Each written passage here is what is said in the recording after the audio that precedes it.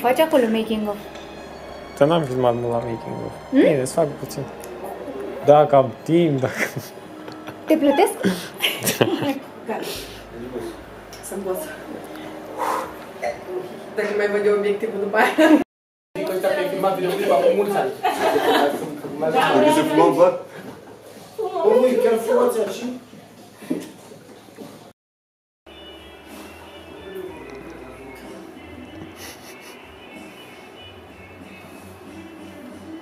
Să poată să gândite, să pun acolo un cod.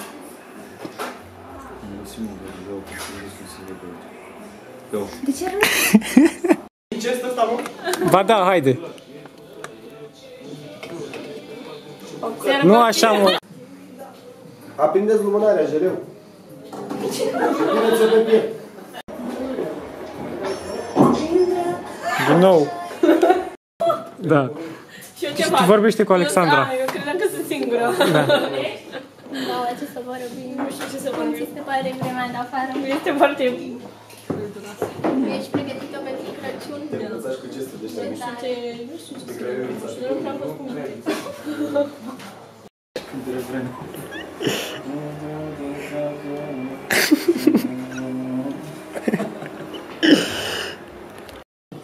Acum postuiți.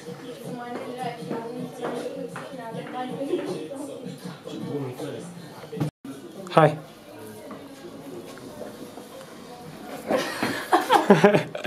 Te rog frumos. Bă, ce rău ești. Serios? Mi-ai auzit de Țuțurescu Duru? Distracția vieții. Hai. Hai și Tolina. La salon de mine, mai trage mână la baie. Ce mă, speranule, pleacă dreptul, deci. Haide. Blondule, căcatul la salon de mine, mai trage. Haide. Mă, tu ce faci? De ce n-ai drumul? Cum până duminică sigur îl termină.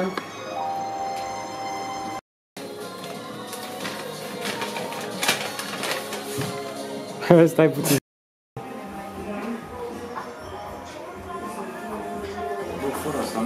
Da, fără.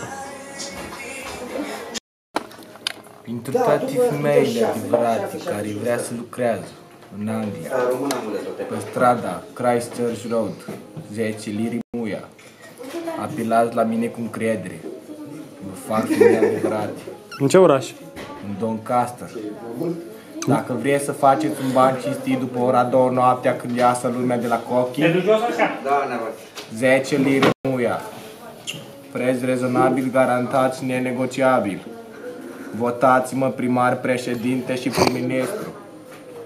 Salvați România. Duceți copiii la prostituție. Îngropați popii. Faceți un bine. Ieșiți în stradă și dormiți acolo.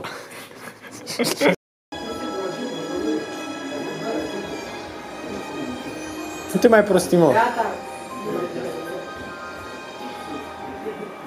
Bele acolo ia și spală la un pahar. Mai cu foc, așa, mai cu pace. Da. Dar tu acasă nu știu pahare. Nu prea.